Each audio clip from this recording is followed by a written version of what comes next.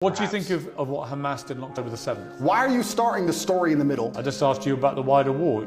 I cannot professionally answer that question without talking about the context that led up to October 7th. Well, nothing, to my mind, justifies what happened on October the 7th. Nothing justifies what happened before October the 7th, Piers. Do you accept that was an act of terrorism?